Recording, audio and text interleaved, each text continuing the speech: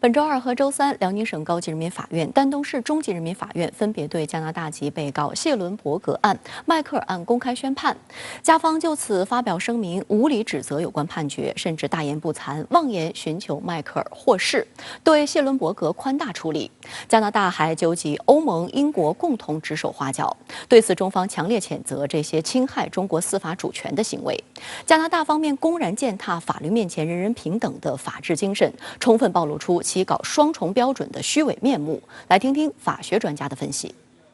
外交部发言人华春莹周四指出，加拿大纠集个别国家罔顾事实、混淆是非，对中国有关法院依法处理加在华公民个案指手画脚、说三道四，严重侵犯中国司法主权，严重违背法治精神。中方对此予以强烈谴责。华春莹表示，加拿大籍被告人谢伦伯格参与有组织的国际贩毒活动，伙同他人走私甲基苯丙胺222.035千克，走私毒品数量特别巨大。迈克尔因涉嫌危害中国国家安全犯罪被提起公诉，该案于今年3月依法开庭审理。中国有关法院在审理查明犯罪事实的基础上，依法对上述案件作出公开宣判，二人的各项合法权利均得到了充分保障。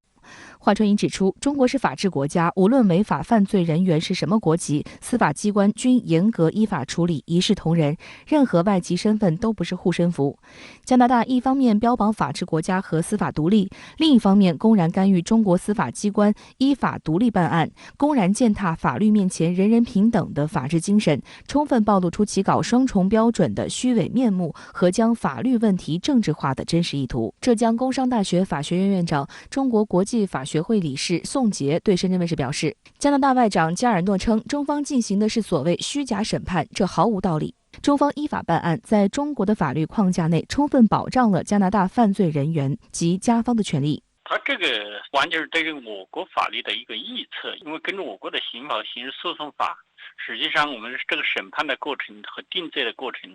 是建立在证据的基础上。至于司法府这个案件的这个虚假的这个审判，它是完全就是一种没有道理的，它是无视这个犯罪事实的一个说法。他的领馆的这个领事探访权我们是保证了的，加拿大的领事也探访过他几次，所以这个权利是有保证的。而且判刑之后，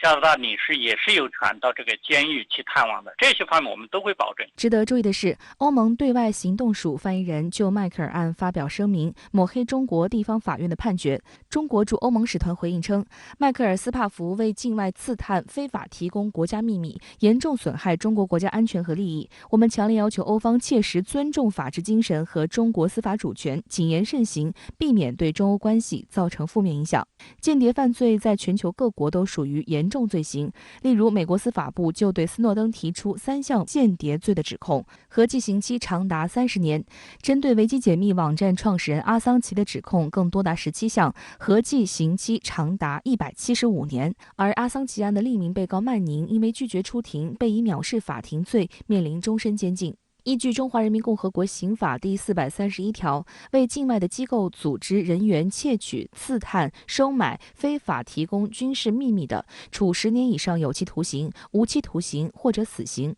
第35条规定，对于犯罪的外国人，可以独立适用或者附加适用驱逐出境。这次迈克尔被判处有期徒刑11年，并处没收个人财产人民币5万元，驱逐出境。这个量刑的话，我只能这样说。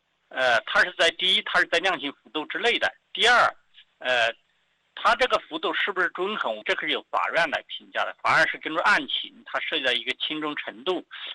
根据罪责刑相适应的这样一个标准，这个原则去判刑的。一般都是服刑之后出州出境，但是历史上有这样的情况，就是说有一些就是判刑之后没有服刑完，中途就出州出境，但是这中途出州出境的情况很特殊。对于迈克尔涉嫌危害中国国家安全一案，西方还指责中方审判过程不透明。宋杰指出，对涉及国家安全的案件进行闭门审理，符合中国的法律。如果是涉及到国家机秘密的情况比较严重，那在任何一个国家，这类审判它都不会公开的。应该来说，司法部的这个审理，它正好是我国法律中所规定一种特殊的情况，因为涉及到国家安全这样的案件，它必须使用不公开的这个开庭审理的方式，它不可能容许加拿大的这个使领馆的官员去听审的。所以这个我们都是根据我们的法律，而不是根据加拿大的法律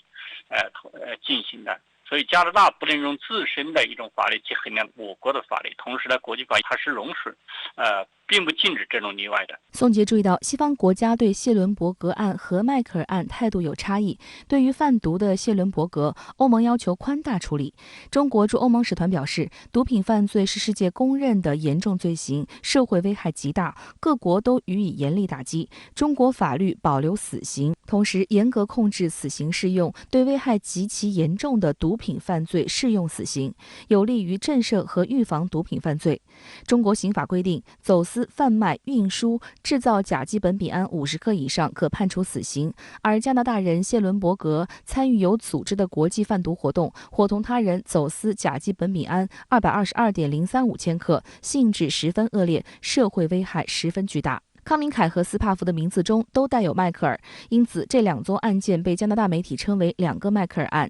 观察指出，两个迈克尔案有任何风吹草动，加拿大的第一反应就是赶紧和美国联系，这次也不例外。路透社报道称，加拿大外长加尔诺周二与美国国务卿布林肯进行了交谈，布林肯在会谈后老调重弹，要求中方放人。加拿大政府则将此案与孟晚舟事件挂钩，称不同意用加拿大公民做交易，还称不能干预司法程序。但颇为讽刺的是，加方口口声声强调不能干预司法程序，但却对中国法院合理合法的审判指指点点，不尊重中国的司法独立。就此次布林肯和加尔诺的交谈结果来看，加拿大显然再次服从于美国的意志。加拿大的看法是认为这个我们对加拿大人是一种报复。我们是坚持分开的，这是两回事儿。这种背后的动机我们不推测。最明显、最基本的一点就是，我们对这3个